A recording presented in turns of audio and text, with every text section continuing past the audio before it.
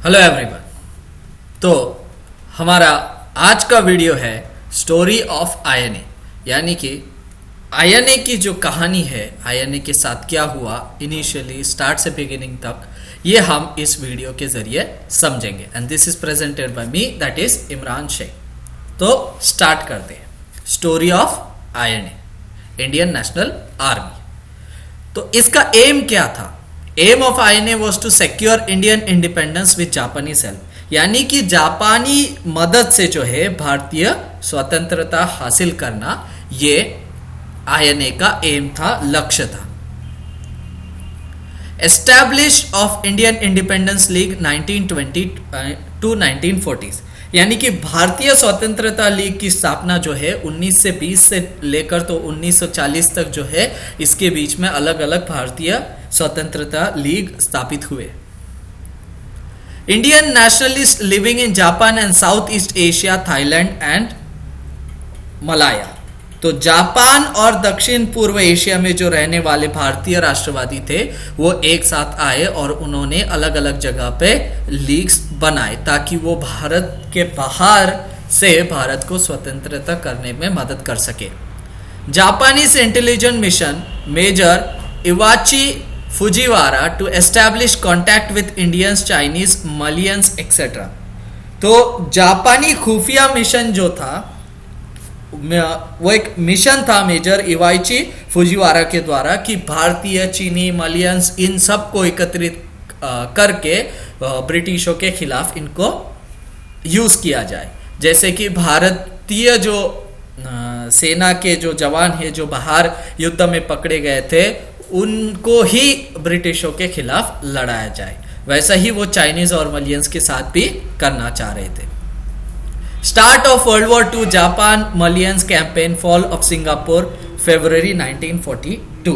तो दूसरा विश्व युद्ध जो है वो प्रारंभ हो गया और जापान का मलियन अभियान, जो सिंगापुर एक जापान का जो मलियन अभियान था, उससे जो है जापान ने सिंगापुर ब्रिटिशों के हाथ से जीत लिया। और ये घटना हुई फरवरी 1942, जब तक वर्ल्ड वॉर 2 चालू हो चुका था। Mohan Singh forms the first INA by जापानी सपोर्ट, 55,000 सोल्जर्स POW। तो मोहन सिंह ने जो है 1942 में जापान के मदद से आईएनए बनाई सिंगापुर के अंदर। जो 55,000 दैट इज 55,000 जो प्रिजनर्स ऑफ वॉर थे, POWs थे, जो जंग में पकड़े गए सैनिक थे, उनके पूरे एक गुट से जो है मोहन सिंह ने आईएनए बनाई। Japan invites Netaji to lead the INA in East Asia, January 1943। तो नेताजी जब जर्मनी के अंदर थे और जर्मनी ने जो है रशिया पर हमला कर दिया था, और नेताजी जानते थे कि जर्मनी जो है रशिया से जीत नहीं पाएगा, तो उनका ये जो प्लान था कि जर्मनी से होते हुए, रशिया से होते हुए भारत पर हमला किया जा सके अफगानिस्तान के जरिए, ये प्लान उनका फेल जाता उन्हें नजर आया। इसीलिए जो है, और उसी वक्त जापान ने उन्हें आईएनए को लीड करने के लिए ईस्ट एशिया बुलाया। Netaji assumes leadership IIL and INA 4 जुलाई 1943, troop strength double.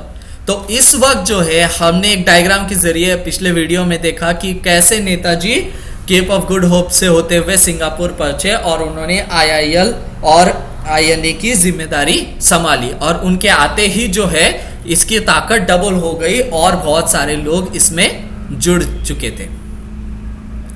INA aims at inciting revolt in British Indian army. तो आईएनए का जो लक्ष्य था वो था ब्रिटिश सेना में जो है विद्रोह भड़काना, और विद्रोह भड़काने का उनका लक्ष्य था। Japanese plus INA attacked on north east Asia commences, Bhagat Ram Talwar betrays Bose. तो उत्तर पूर्वी पर जो है जापानी और आईएनए ने हमला कर दिया। तो जापान और आईएनए की ताकत से जो है कोहिमा और इम्फाल पे जो है हमला कर दिया गया, लेकिन भगत सिंह तलवार जो थे वो एक ब्रिटिश जासूस थे जो नेताजी के साथ थे, और उन्होंने बोस को दगा दिया, और ये जो इंफॉर्मेशन थी ये ब्रिटिशों तक पहले ही पहुंच गई, और उसकी वजह से जो है वो लोग एयर जो है अलाइड फोर्सेस की जो एयर सेना थी, हवाई सेना थी, वो तैयार थी और लोकल बर्मीज ट्रूप्स भी तैयार थे। और वैसे ही स्थिति में कोहिमा और इम्फाल पर नेताजी ने हमला किया। INA withdraws into Burma, fall of Rangoon, end of INA August to September 1943। तो यहाँ कोहिमा और इम्फाल का जो है युद्ध हार गए और उसी वक्त जो है अमेरिका ने भी जापान के ऊपर हिरोशिमा नागासाकी के ऊपर जो है एटम बॉम्ब गिरा दिए थे। तो इसीलिए जो है फॉल ऑफ रंगून उनके ताबे में चला गया, सिंगापुर भी उनके ताबे में चला गया और यहाँ INA की समाप्ति हुई। और नेताजी जो है नेताजी लिव्स फॉर मंचूरिया, और नेताजी मंचूरिया के लिए अगस्त 1945 में निकल पड़े। उसके बाद जो है INA trials begins at red fort in new Delhi 1945 के अंदर जो है लाल किले पर नई दिल्ली के अंदर मुकदमे चालू हो गए और हम ये देख चुके हैं क्या ये मुकदमों ने कैसे भारतीयों के अंदर आग भड़का दी। तो ये थी पूरी एक स्टोरी INA की कि INA की पूरी कहानी स्टार्ट से लेके तो एंड तक। तो हम अब देखते हैं कुछ कोड स्लोगन्स और सॉन्ग्स जो है INA ने जो यूज किए थे। वो था give me blood and I shell give you freedom. ये एक नेताजी का वाक्य था कि तुम मुझे खून दो और मैं तुम्हें आजादी दूंगा। तो यानी कि तुम मेरे लिए लड़ो और मैं तुम्हें आजादी दिलाऊंगा। Freedom is not given, it is taken. तो आजादी दी नहीं जाती, ली जाती है। British difficulties are India's opportunities, यानी कि अंग्रेजों की तकलीफें जो है भारतीयों का मौका है। इत्तेफाक, इत्तेमाद और कुर्बानी, ये INA के देह वाक्य था कि इत्तेफाक, इत्तेमाद और कुर्बानी, यूनिटी, फेथ एंड सैक्रिफाइस इसका मतलब होता है। ये मोटो था। कदम कदम बढ़ाए जाए, खुशी के गीत गाए जाए, ये एक मार्चिंग सॉन्ग था INA का, ये काफी प्रसिद्ध हुआ था। और उसके बाद जो है चलो दिल्ली, यानी कि दिल्ली चलना है और हमला करना है ब्रिटिशों पे, और जय हिंद ये नारा भी नेताजी ने दिया हुआ था। तो ये था पूरी एक स्टोरी INA की और अलग अलग कोड स्लोगन्स और सॉन्ग्स जो INA ने और नेताजी ने यूज किए थे। होप आपको यह वीडियो पसंद आया होगा। अगर आपको यह वीडियो पसंद आया है तो आप इस चैनल को यानी कि सिंपल कॉन्सेप्ट्स को सब्सक्राइब करें। हमने 1000 से भी ज़्यादा वीडियोस इस पे अपलोड किए हैं, तो ये आपके बहुत सारे कॉम्पिटिटिव एग्जाम्स के प्रिपरेशन में काम आएंगे।